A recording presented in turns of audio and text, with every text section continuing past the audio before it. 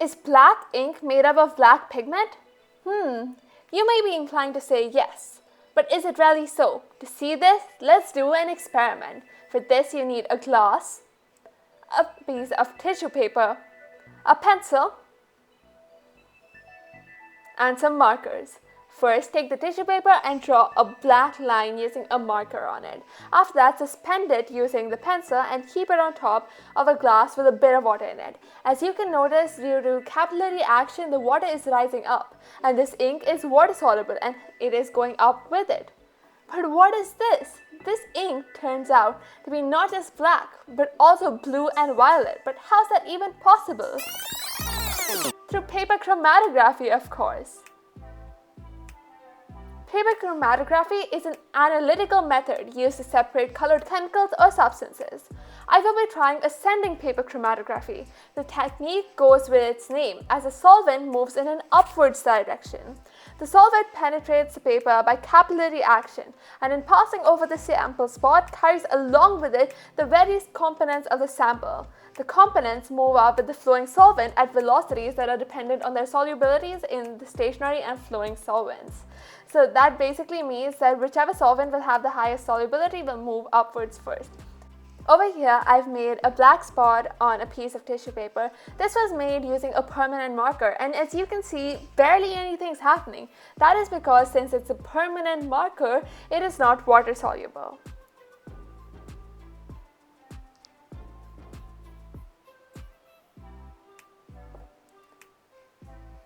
But now I'm going to be trying this in the 3 primary colors using water-soluble sketch pens, red, yellow, and blue. As you can see, they are rising up quickly, they are ascending.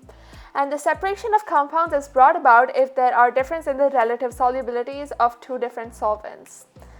As you can see, almost all 3 colors are moving at the same space. That means that they have the same solubility in water. You must have heard me mention capillary action earlier. Capillary action is the ability of a liquid to flow in narrow spaces without the assistance of or even against external forces like gravity. The effect can be seen in the drawing up of liquids between the hairs of a paintbrush, in a thin tube, or in porous materials such as paper and plaster, as you can see here.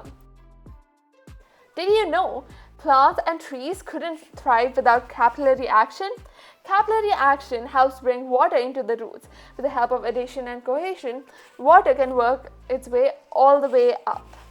As you can see, our 3 pigments have reached the top.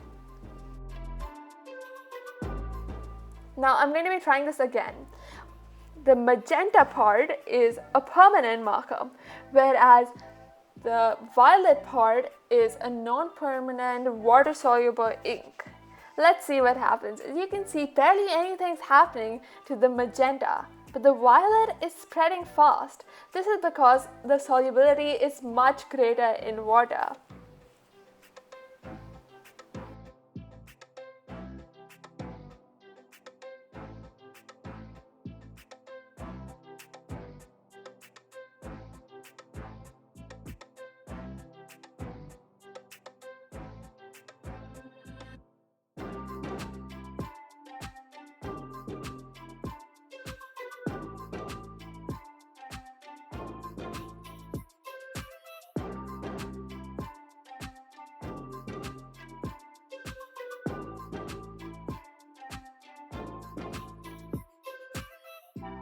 Thank you so much for watching this video. Curious to learn more?